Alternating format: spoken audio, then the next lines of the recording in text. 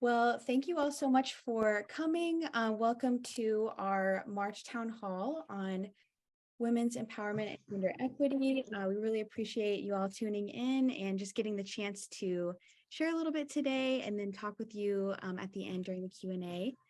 I just want to, before we get going, I want to introduce the speakers today. My name is Taylor Bundren, and I am the Donor Communications Coordinator for One Village Partners. We also have my co-host Vanessa Wood, who is the Senior Communications Officer. We have Hamidatu Toure, who is the Nurturing Opportunities for Women Senior Program Officer in Sierra Leone. And we have Mariama Brima, who is the Community Action Program Officer. So we have a really cool group of people who we're going to share a little bit today just about, One Village Partners work in gender equity. But before we get going and all of that, we're going to have a little bit of some audience participation. I realize I'm going to have to go back to Zoom for this actually. We are going to do a poll really quickly. So I'm going to launch that and you should see something that pops up on your screen with some questions. So yeah, this is just to get us going. We have some questions about stats on like gender equality in Sierra Leone. So I'd love it if you could all fill those out. And I'll be able to see the answers, but we won't share those until later. So that would be great. I'll give everyone a couple minutes to go through and fill out the answers.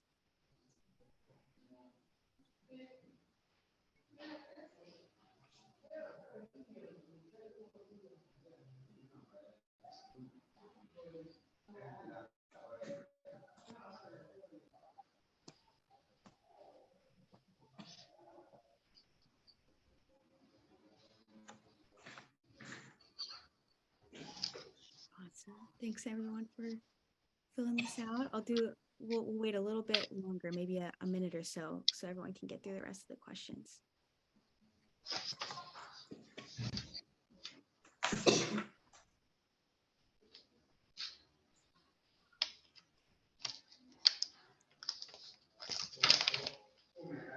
Welcome to all the people who just joined.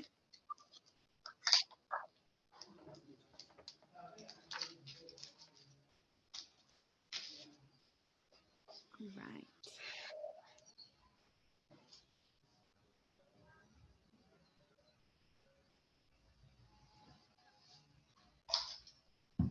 All right, thanks for answering the questions. I'm going to end the poll for now and we'll get to those results a little bit later. All right, so I'm going to go back to PowerPoint. There we go. All right, thanks everyone. Excited to get a little bit of audience participation in there.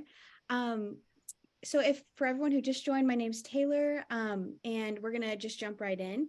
So at One Village Partners, we have the Nurturing Opportunities for Women program. So if you are new, we're excited to share a little bit about this today. This is one of the programs that we have as we partner with rural communities in Sierra Leone and just help them to develop solutions to challenges that they face. So the Nurturing Opportunities for Women program is a program in communities where participants can gain financial planning, decision-making, and public speaking skills. And this is important not only for their experience and their role in their households, but also on a community-wide level as well. And I'm excited to share some really cool statistics that we have in our upcoming impact report for 2022. So at the bottom of this slide, you can see that in our statistics in the gender equity section, we have just some really cool things to share. So last year, there was a 553% increase in women being involved in decision-making in their household and at the community level. And 46% of speakers at community meetings were women. So really cool update just to share with you all. And we're going to be sharing the 2022 impact report very soon. So, but I wanted to throw that out there you can see that this really does have a really strong impact in the communities and the lives of the women that we partner with in Sierra Leone. And I just want to thank you all again for joining the town hall. We're excited to be able to just have these places where we meet a few times a year and just get to share these updates and also hear from you all at the very end during our question and answer, and just get to kind of share what's going on. So we really appreciate you joining. And with that, I'd like to hand this over to our next speaker, Mariama. She's going to be sharing the story of one of our now participants. And yeah, so Mariama, if you want to go ahead and share that with us, that would be wonderful. Yeah, good day. I am Mariama Brahima, Art Community Program Officer for One Village Partners. This is the story. The title says, Women's Empire to Soften Traditional Barriers. Tao Musa is a 45-year-old woman and a community action volunteer in Kibai community. Before One Village Partners' relationship with the community, male leaders were the only decision makers for development planning, and therefore, there was widespread of disunity among inhabitants. Men as leaders largely excluded women from attending community meetings and decision-making process, which forced the women to take the back seat. Women became, Women became dependent on men and were largely discriminated against, which made them less confident to use their voices. One Village Partners began work in Kibai in 2016, and the model of One Village Partners encourages equal participation in all aspects of the community, meaning all One Village Partners activities inspire gender equality. The nurturing opportunities for women now makes provision for participants to invite their husbands to one of the sessions called the family session. In this session, the participants and their husband do a gender bender activity where people critically think about their gender roles and responsibility in the home and in the community. Because few of the husbands invited to the family session were leaders, it triggered many discussions on the importance of women in community development. This started to change the mindset of leaders concerning women's potential based on their traditional perspectives. The attitude of leaders towards women started changing too, as leaders began to realize the powerful influence of women in community development. They went to the drawing board to restructure their leadership styles with improved knowledge on the importance of involving women in decision-making. The leaders wasted no time but started involving women in all decision-making, seeking their consent before making critical community decisions. Many women felt appreciated for using their voices. This paved the way for inclusive leadership, as 3 additional women were given new leadership roles. Finally, it was a proactive mechanism to abolish the stigma against women. I now understand that one tree cannot make a forest, Tao said. As more women gain leadership position in the community, women are now confident to use their voices. Finally, women participation has increased and they have gained respect from their male counterparts. Leaders now feel confident to appoint women to attend important meetings outside the community. In the community, men see women as partners in development, as opposed to them being viewed as inferior people. Women are the front drivers for our community development, Tao concluded. Awesome. Thank you so much, Mariama. That is a really cool story of one of our now participants. And we're actually going to hear another story as well from Hamida too, if you're ready. Hamida is having a little bit of connectivity issues. but hopefully we'll be able to get this worked out for the next story. Hi, everyone. I'm pleased to share one of our successful story from one of our operational communities called Masaima. So let me take you through. Our household emergencies solved through personal savings. In the community of Masaima, there lived a 36-year-old man called Sware Aliu. Sware had never saved before, as he had little knowledge on the importance of personal savings and household management. Sware had poor communication style that resulted in disunity between him and his wife. There was no trust between them because Sware was not transparent with his wife. Sware was in the habit of giving out his cocoa garden as collateral because he was unable to pay back loans. Famata, his wife, defined her husband as finding household properties and overspending indiscreetly. This leads to a lot of dissatisfaction in the home. Now is a training program designed by One Village Partners to train rural women and family members on how to strengthen household finances.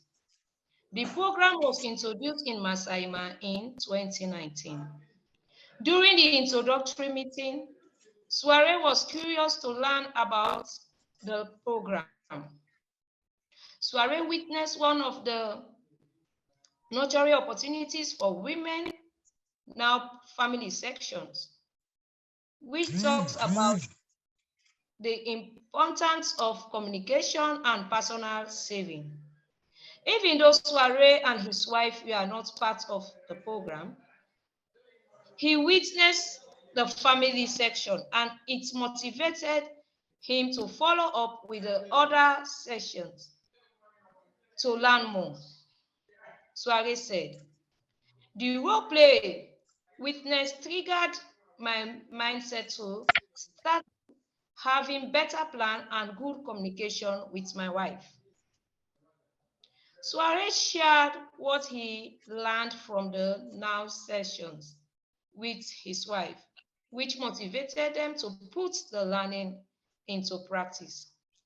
So they both started practicing good communication and saving at home. With lots of perseverance and commitment in practicing good communication and personal savings, the husband and wife work towards household development. Both can now plan and save together. They have also saved foodstuff for the rainy season, and Sware wife has started petty trading. The wife has had business capital of 1,200 leones, equivalent to $220. With relentless efforts to put the now learning in use, especially savings, the couple now respond to family and household emergencies through personal savings adequately. There is now transparency between husband and wife to address family emergencies without taking risky loans. Sware and his wife has restored dignity and respect with stable. So that was the story from Masaima. Awesome. Thank you so much, Hamida. Really cool story that you shared. So with that, we are actually going to go back and we're going to look at the poll results that we took at the very beginning of the town hall. So I'm going to go back and share this and let me know if everyone can see the results. You can see it? Awesome. All right, I'm just going to walk through these really quickly and highlight the correct answers. Thought it was kind of fun to throw some trivia in there. So question number 1, the correct answer is number 155 is Sierra Leone's rank in gender equality. Question number 2, the correct answer is 12% as the amount of seats in Sierra Leone Parliament. For 3, what is the participation rate for women and men in the labor force in Sierra Leone? The correct answer is women 47% and men 72%. For question number 4, the correct answer is 13% of children are married in Sierra Leone before their 15th birthday. And then question number 5, the correct answer is, this is kind of an exciting question, but 323. So that's how many women participated in the NOW program in 2022. So yeah, those are the results for the poll. And with that, I'm gonna hand this back over to Vanessa, and we're gonna hear a little bit about a recent act in the Sierra Leone government. Hi, everyone. Really exciting to see everyone's answers on there. I'm really happy to see that, 50% of you or more got the right answer. So thank you for that. It just shows that not only, are you in tune of what's happening, but a lot of you do have that knowledge of Sierra Leone and know what we're about. So really, really excited for that. I wanted to share quickly about some really exciting things that is happening in the Sierra Leone government right now. Sorry, I am now having technical issues.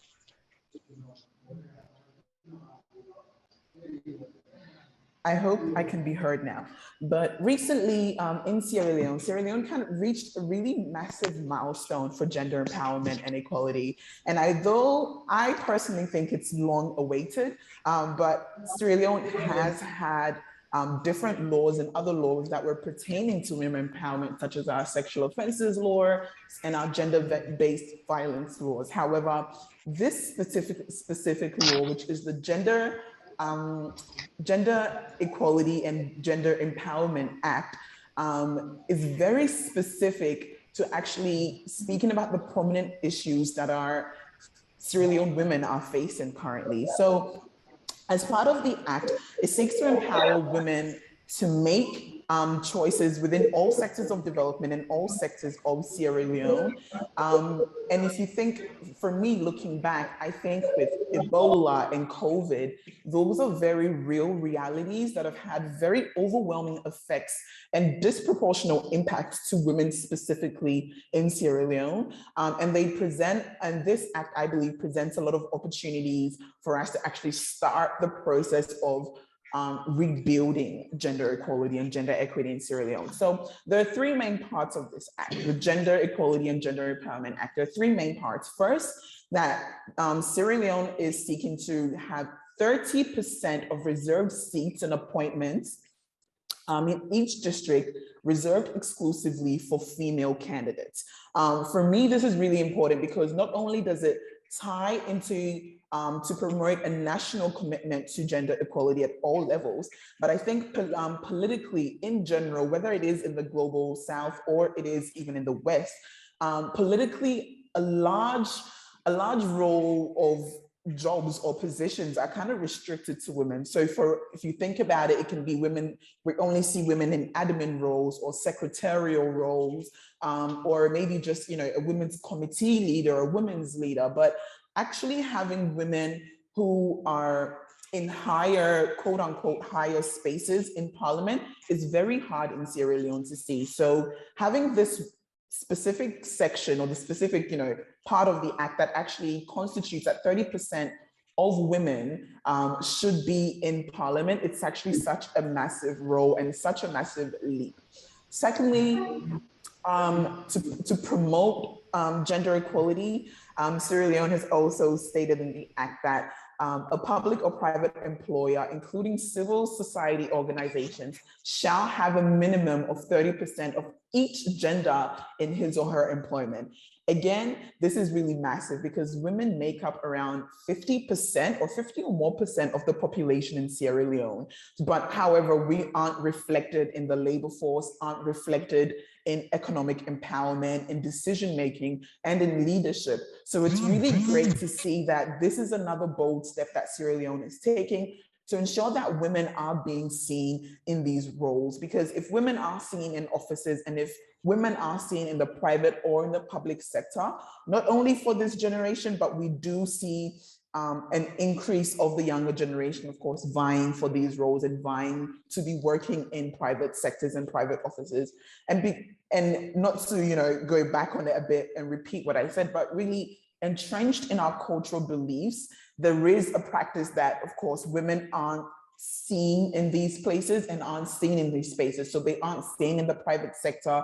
They aren't seen in, stereotypical roles that sometimes we kind of see as white collar men or men in these higher office buildings. Women aren't seen in that in Sierra Leone. So this is a really massive leap again for us for gender equality. And lastly, I want to jump through because this is actually my favorite and which leads back to the now stories is access to finance. The law then now states that a male and a female shall have equal access and rights to credit and financial services, transactions, and products.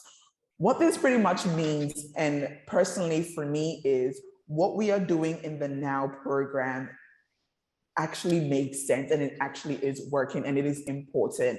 Financial literacy and financial empowerment is something that a lot of women unfortunately haven't seen through generations in Sierra Leone, but I believe this specific section of the Act really targets gender-friendly banking and gender-friendly development and programs to actually give access for finance for women.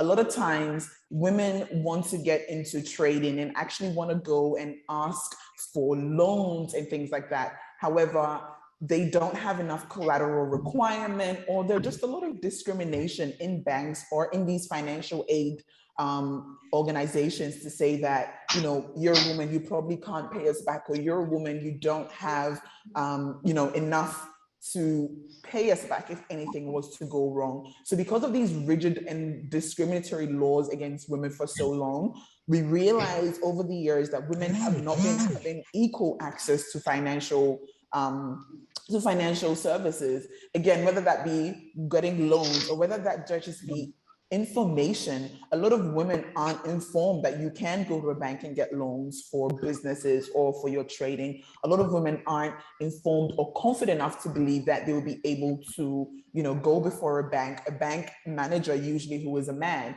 say, hey, I would need a loan. So a lot of discriminatory factors have been going on for so long, but that is why I'm very particular and passionate about the NOW program and our financial literacy, because I do believe that giving women these opportunities to be literate and to understand finances and to understand decision making and to understand profit and all these things in a business, it actually helps them not just in their rural community, but when their business does expand, how they can actually face these big corporations and say, I do understand profit and I do understand how a business operates. Therefore, I am capable and I am worthy of this loan or this transaction. So this is a very short description of what is happening in Sierra Leone right now, but we're super excited about where this will lead in the upcoming years.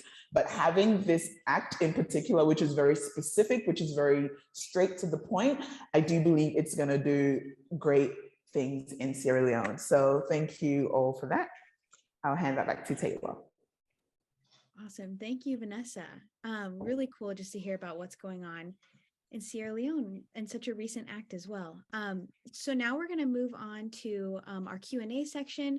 We have a little bit of time left. So if you have any questions that came up during our presentation or anything that you want to learn more about, definitely ask. You can feel free to unmute and just ask or raise your hand if you want, whatever you feel comfortable with. But we're excited to talk a little bit about the NOW program.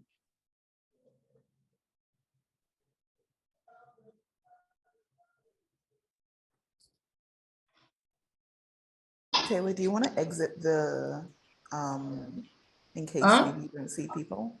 Sure. Yeah, that's fine. There we go.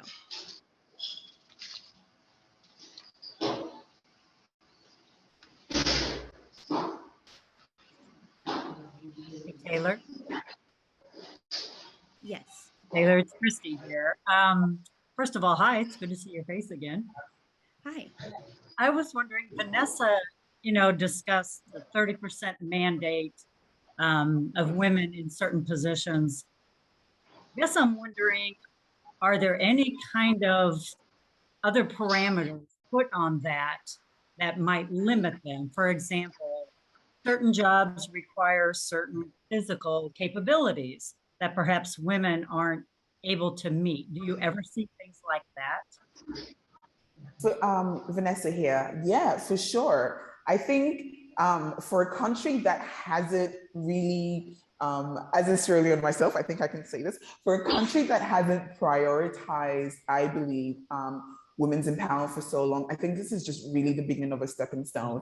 I do believe this is definitely a double-edged sword, as you do say, that maybe it just becomes a quota fill where, women are just employed for the sake of, just to fill this quota. But I do believe the more it happens, the more these organizations will open up roles that say, okay, this may be a physically demanding job, but we may need someone on the back end of it that needs to be a woman. So it is a double-edged sword, but I do think the fact that it has began, I think the more we go on throughout the years, I think we'll start seeing organizations kind of shift their mindset or kind of open up new doors that will allow kind of like a sweet spot in the middle. Yeah. Yeah, things take time to change. Yeah. It's I have hard, a question. hard to be patient. Sorry. I was wondering about education. So like the seats reserved in public seats and things like that, is that part of the NOW program, like the education? No, it's not part of the NOW program, and I can throw it to Hamida or Mariam, but this Gender Equality Act, very different from the NOW program, but I was saying personally, I was just super happy to see that, the women that we are standing beside in these rural communities do finally have their voice represented in a national law. But they are two different things. That's just the NOW program is just part of what we do at One Village Partners. If that answers your question.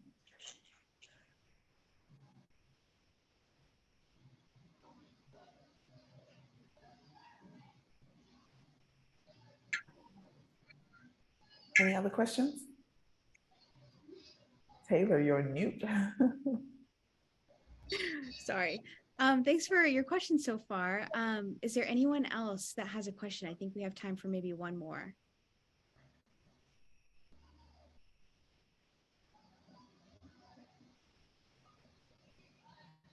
Taylor, what does the future look like for women's empowerment and One Village Partners? Great question. I'm going to hand this over to Hamida. I think she can talk a little bit about that. Hamida, are you? Yeah. Can you hear? Yes, I'm here. I'm here. Thanks very much for the question. One Village Partners future for women's empowerment looks like we are going to expand across most remote rural communities in Sierra Leone to strengthen relationship with ministry, development agency like Ministry of Social Welfare and Gender Affairs. Also, strengthening relationship with institutes in new opportunities to target young girls, to encourage them to at the early stage for them to know their gender rights and responsibilities. Also partner with girls-led and women's-led group in other communities that OVP is not operating presently. Then we also strengthen women's empowerment for them to know their rights to lands, using of their voice, leadership, making decision, and to be able to provide for their families. That's what we are looking for the previous years. And to piggyback on what Hamida just said quickly. Oh, sorry, Marima. Oh my gosh. Taylor, do you mind moving? Just to piggyback on what Hamida just said quickly, a really big thing that we're doing is actually expanding our reach over the next couple of years through One Village Partners. So regarding the NOW program, as you asked, Mark, one of our greatest milestones that we'd love to reach that is that by 2027, we'd love to have 1,000 women participating in the NOW program. So for us, that means more people reached, more communities reached, and actually expanding across rural Sierra Leone. So Hamida said it perfectly, to have more women empowered, more women financially literate. So it's really, we're really excited to see the numbers as we continue. Awesome. Thanks for your question. I think that we are going to wrap up. We are a little bit over time, but I was excited to just get to hear everyone's questions at the end of the presentation. So just one last note. If you want to connect with us further, like after this is over, we will be sending a recording of this presentation out, but we also definitely recommend checking out our website if you have any questions, or you can also send an email to the email address listed if you have questions as well. So thank you all for coming. I'm just gonna stop sharing for a second just so we can say bye to each other. But if you have anything else that you would like to talk about further, don't hesitate to reach out. We really appreciate you all attending, and I hope you all had a great International Women's Day last week. Thank you all. Thanks, everyone. Bye-bye. Thank you from my side.